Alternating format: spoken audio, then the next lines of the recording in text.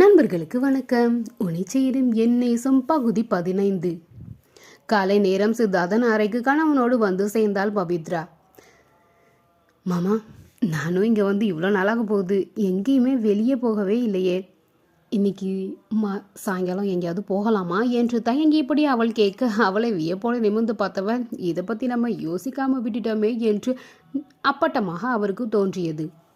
நல்லதுமா, தாராளமாக போயிட்டு வாங்க, வசந்த் கிட்ட சொல்கிறேன் என்றார். மாமா என்று அவள் தயங்க, என்னாச்சுமா? நீங்களும் தானே வீட்டோடு இருக்கீங்க, எல்லோரும் சேர்ந்தே போகலாமே என்று அவள் கேட்க, அவருக்குமே கூட இந்த மூச்சடைக்கும் சூழ்நிலையில் இருந்து சற்றே வெளியேறுவது தேவையாயிருக்க சம்மதித்தார். வசந்த் வண்டியை இயக்க பின்புறம் அப்பாவும் மகனும் இருக்க, பவித்ரா முன்புறம் அமர்ந்து கொண்டாள். அவளுக்குமே இந்த பயணம் புதிது என்பதால் பரபரத்த மனதை அடக்கியபடி சாலையையும் சுற்றுப்புறத்தையும் சுற்றி பார்த்தபடி அமைதியாக இருப்பது போல் காட்டிக்கொண்டார். இந்த வாகனம், ஏசி, அதனூடே சீரான பயணம் மனம் வெகுவாக ரசித்தது. வெளிப்புறத்தில் பார்வையை செலுத்திய சர்வா, எங்கப்பா போறோம் என்றான். அவரோ முன்புறம் பார்வையை செலுத்தி, எங்கடா போறோம் என்றார் வசந்திடம். நீங்க வெளியே போறோன்னு சொன்னதோடைய நான் முடிவு பண்ணிட்டேன். கோடை கொண்டாட்டம் போட்டிருக்காங்க, அங்கதான் போறோம். கேட்டவளுக்கு மகிழ்ச்சியே. எத்தனை நாள் இயக்கம் இதுபோல் இடத்திற்கு செல்ல வேண்டும் என்று. சித்தியும் இனியாவும் இதுபோல் கோடை நிகழ்ச்சிகள் என்றால் உடனே சென்று விடுவார்கள். 15 நாட்கள் போடப்பட்டிருந்தால் எப்படியும் 7-8 நாட்களாவது அவர்கள் போய்விட்டே வருவார்கள். ஒரு முறை இவளை முன் வந்து, நானும் வரேனே சித்தி என்று கேட்க, அங்கே ஒன்றும் பெருசா இல்லை, ராட்டினமும் ரயிலமும் சின்ன பசங்க விளையாடுறதுக்கு ஏதோ கொஞ்சம் சறுக்கு மரம் கடையும் போட்டிருப்பாங்க, கொஞ்சம் வீட்டு சாமான் விற்கிற கடை போட்டிருப்பாங்க. இதை பார்த்து என்ன ஆக போகுது? அதுக்கு பதிலாக நீ வீட்டு வேலையை பார்த்துட்டு இருந்தா வீடாச்சும் சுத்தமாகும் என்பாள் சித்தி. எதுவுமே இல்லாத இடத்திற்கு நீங்கள் மட்டும் ஏன் இத்தனை நல்லா போறீங்கன்னு கேட்கவா முடியும்? கேட்டுவிட்டு தான் உயிர் வாழ முடியுமா? ஏற்கனவே குத்தும் இடியும், இப்படியெல்லாம் பேசிவிட்டால் சோற்றில் விஷம் வைக்க கூட தயங்க மாட்டார்கள் என்று தோன்றிவிட, இவள் தன் ஆசா பாசங்களை அடக்கி முற்றும் திறந்த முனிவர் கதிக்கு சென்று விட்டாள். வாகனம் நிறுத்தும் இடத்தில் சென்று நிறுத்திவிட்டு அனைவரும் வெளியேற, பின்புறத்தில் இருந்து வீல்சேரை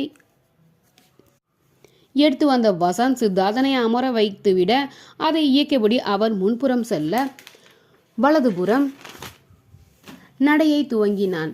இடதுபுறம் சர்வா பவித்ரா இருக்க, நான் கொஞ்ச தூரம் சென்ற பிறகு ஒரு இடத்துல நான் அமைதியாக இருந்துக்கிறேன்பா, நீங்கள் எங்கே வேணாலும் சுற்றி பார்த்துட்டு வாங்க என்று அவர் கூடிவிட, மற்றவர்கள் அதற்கு சம்மதித்தனர். சர்வாவின் கைகளோடு தன் கைகளை கோர்த்து கொண்டாள் பவித்ரா. காதலின் கைகளை கோர்த்து கொண்டு ஒட்டி உரசி தேய்த்து கொண்டு பொது இடம் என்று சுரணை கூட இல்லாமல் தங்களால் மாத தம்பதிகள் என்று ஊருக்கு காட்டிக்கொண்டு செல்வார்களே, அதுபோல் இன்றி கைகளை கோர்த்து இருந்தாலும் அவனிடம் இடைவெளி விட்டே தொடர்ந்தாள். காரணம் கூடம் சற்றே அதிகம். அவன் பயந்துவிடக்கூடாது என்று, தப்பித்தவறி எங்காவது வேடிக்கை பார்த்து கொண்டு துளைந்துவிடக் கூடாது என்றும் அவன் கையை பற்றியிருந்தாள். அந்த பற்றுதலை ஆறுதலோடு சித்தார்த்தன் கவனிக்க, இவள் தன் நண்பனுக்கு ஏற்றவள், இவளை தேர்வு செய்தியில் தவறே இல்லை என்று வசந்தும் நினைத்து கொண்டான். ஆர்வத்துடன் இவள் ராட்டினத்தில் ஏறலாம் வாங்கனா என்று அழைக்க, சிரித்தவனோ, நான் என குழந்தையாமா, அதெல்லாம் வேணாம் என்று சிறு வெட்கத்தோடு கூற, அப்படியா என்று இடுப்பில் கை வைத்து முறைத்தவள், அங்க பாருங்க என்று கை காட்ட, அங்கு இளைஞர்கள் இளங்கிகள் போட்டி போட்டு ஏற பார்த்தவன் சிறு கூச்சத்தோடு ஒப்புக்கொண்டான். பவித்ராவும் சர்வாவும் ஒன்றில் ஏறிக்கொள்ள, இவன் வேறு ஒரு இளைஞனோடு அடுத்ததில் ஏறிக்கொண்டான். ஒவ்வொருவராக ஏற ஏற அவர்கள் அமர்ந்த கூடை கொஞ்சமாக மேலே செல்ல, அந்த இயற்கை காட்சியை தனது அலைபேசி மூலம் படம் எடுக்க துவங்கி இருந்தான் வசந்த். மேலிருந்து கீழே பார்த்த பவித்ரா குதூகலிக்க, சர்வா முகம் வெளிரியது. எனக்கு பயமா இருக்கு, நான் கீழே விழுந்துடுவேன், நான் போகணும் என்று சர்வா அரற்ற, இதை வசந்த் கவனித்தான்.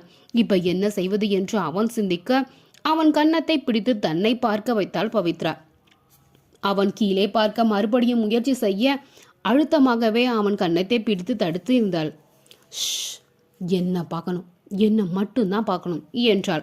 தூரத்தில் இருந்த வசந்த் அவள் சமாளித்து விடுவாள் என்று நம்பிக்கை வர அமைதியானான். பின் தன் அலைபேசியில் இயற்கை காட்சிகளை விட்டுவிட்டு இந்த காட்சியை ஜூம் செய்து எடுக்க துவங்கி இருந்தான்.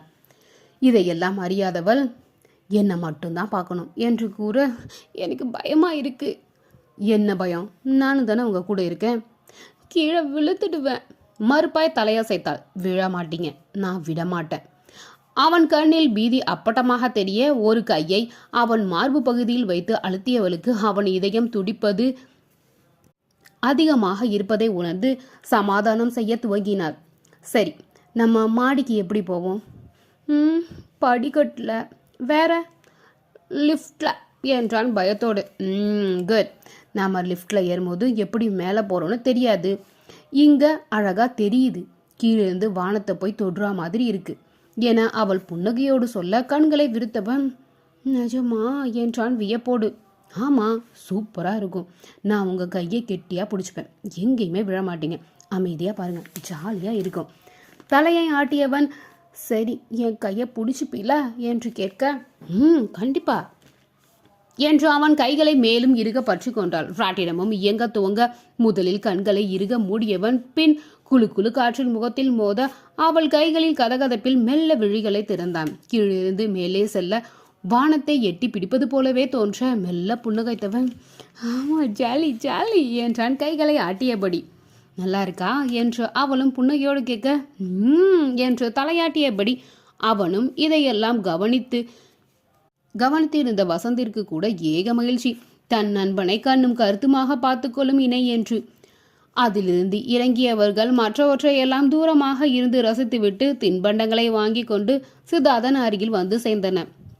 இந்த நொறுக்கு தீனிகளை கீழே மேலே கொட்டி சாப்பிட்டு மற்றவர்கள் முன் தன் கணவன் கேலி பொருளாகிவிடக் கூடாது என்று எண்ணியவள் அவனுக்கு அதை ஊட்டி விட்டுவிட அவன் மகிழ்ச்சியோடு தன் தந்தையும் தான் பார்த்ததையெல்லாம் கூறிக்கொண்டு இருந்தான். அவனோடு அவள் வாழ்க்கை இனிதே பொறிந்து போயிற்று. ஏற்கனவே மனம் கவர்ந்த ஆணழகன் அவன் தன்னவன் ஆனான் என்பது கற்பனையில் கூட நடக்காது என்று நினைத்திருந்தது நிஜத்தில் நடந்தேறியது. அதற்கு காரணம் அவன் மனம் சரியில்லாததால் கூட இருக்கலாம். பரவாயில்லை, அது அவளுக்கு குறையும் இல்லை. மனதார அவனை இந்நிலையிலும் இன்றளவிலும் ரசித்தபடி இருக்கிறார் தன் துணைவன் என்று. வசந்த அடுத்து என்ன செய்வதென்று திட்டம் வகுத்தான். இந்த 10 நாட்களில் இந்த ஏரியாவை பழக்கம் செய்து கொண்டதால் அடுத்து அவனிடம் நெருங்க வேண்டும். முன்னேறினான். இவன் எல்லாம் என்ன உத்தம புத்திரனாவா இருக்க போறான்? மதுவில் மிதக்கும் மரக்கட்டைகள் தானே. அந்த பகுதியில் இருக்கும் மதுக்கடையில் யாரும் பார்க்காத வண்ணம் வாங்கிய மதுவை பாதி சட்டையில் கொட்டி கொண்டு மீதியை கீழே ஊற்றிவிட்டு அதில் குளிர்பானத்தை நிரப்பிக்கொண்டு சுற்றும் பார்வையை சுழற்றினான். நல்ல வேளையாக அன்று டிரைவர் முருகேசன் இருந்த இருக்கைக்கு அருகே காலியாக ஒன்றும் இருந்தது. அங்கு சென்று அமர்ந்து கொண்டான் வசந்த். கொஞ்சம் கொஞ்சமாக அந்த குளிர்பானத்தை குடிகான் போலவே குடித்து பாப்லா செய்து கொண்டு இருந்தான். கொஞ்ச நேரத்தில் புலம்பவும் செய்தான். ஐயோ எப்பா, எந்த வேலைக்கு வேணா போகலாம், டிரைவர் வேலைக்கு மட்டும் போகவே கூடாது. அதுவும் வீட்டுக்கு டிரைவராக இருக்கவே கூடாது. நாய் பொழைக்க வேண்டியதாக இருக்குது. பொண்டாட்டியை கூட்டிகிட்டு போய் மாலில் விடுறானுங்க, புருஷனை கூட்டிகிட்டு போய் வேலைக்கு விடணுங்கிறாங்க, பசங்களை ஸ்கூலுக்கு கூட்டிகிட்டு போங்கிறாங்க. இது பத்தாதுன்னு மார்க்கெட்டு போ, கறியை வாங்கு, காயை வாங்கு, மீனை வாங்கு, முதலையை வாங்குங்கிறானுங்க. தெருவா சுற்றிட்டு இருக்கேன். கார் டயரு தேயுதோ இல்லையோ, இன்னும் கொஞ்ச நாளில் என் கை காலெல்லாம் தேய்ச்சிட்டு போல இருக்கு. புலம்பி தீர்த்து விட்டு எழுந்து போய் விட்டான். கொஞ்சம் கொஞ்சமாக அவனை நெருங்க திட்டமிட்டிருந்தான் வசந்த். காலை நேரங்களில் பரபரப்புடன் இயங்குவதால் எதையும் கவனிக்க நேரம் இல்லாமல் போகும் பவித்ராவிற்கு அதனாலேயே அவனின் வலிசலான பார்வை இவள் கண்டதில்லை. இவன் கொஞ்சம் கொஞ்சமாக பேச்சை கொடுக்க துவங்கி இருந்தான். என்ன மேடம், இப்படி வந்து இவங்க கிட்ட மாட்டிக்கிட்டீங்களே? அவனை கண்கள் இடுங்க பார்த்தவள், மாட்டிக்கிட்டேனா? அப்படியெல்லாம் எதுவும் இல்லையேனா? சமாளிக்காதீங்க மேடம், இப்போ உள்ள பொண்ணுங்கள்லாம் எவ்வளவு தெளிவாக இருக்காங்க. நீங்கள் என்னன்னா இப்படி ஒருத்தரை திருமணம் செய்துக்கிட்டு உங்கள் லைஃபையே வேஸ்ட் ஆக்குறீங்களே. அவன் உள்ள அர்த்தத்தோடு பேச நம்மாலோ ஆமாம் வேஸ்ட்டாக போயிட்டாலும் இங்கே வரலன்னா மட்டும் நாங்கள் அப்படியே சாதிச்சு கிழிச்சு சிங்கப்பண்ணேன்னு முரசு கொட்டிட்டு தான் போகிறோம். இதுவரை என் சித்தியை எதிர்த்து பேசுனது கூட கிடையாது.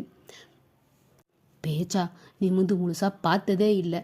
இங்கே வந்தாவது தூங்குறது, திங்கிற வேலையாவது நிம்மதியாக செய்துக்கிட்டு இருக்கேன் என்று மனதில் மட்டுமே நினைத்து கொண்டாலும் அப்படிலாம் எதுவும் இல்லைண்ணா, நீங்கள் போங்க, அவங்க ரெடி ஆகிட்டாங்க குளிக்க ஊற்றுறதுக்கு என்று சொல்ல சரி மேடம், ஏதாவது ஹெல்ப் வேணும்னா சொல்லுங்க என்று கேவலமான ஒரு புன்னகையோடு கூறிவிட்டே சென்றான். கொஞ்சம் கொஞ்சமாக தன் வழிக்கு அவளை கொண்டு வர வேண்டும் என்று எண்ணிக்கொண்டு. இந்த கதை உங்களுக்கு பிடிச்சிருந்தா வந்து கேட்டுட்டே இருங்க.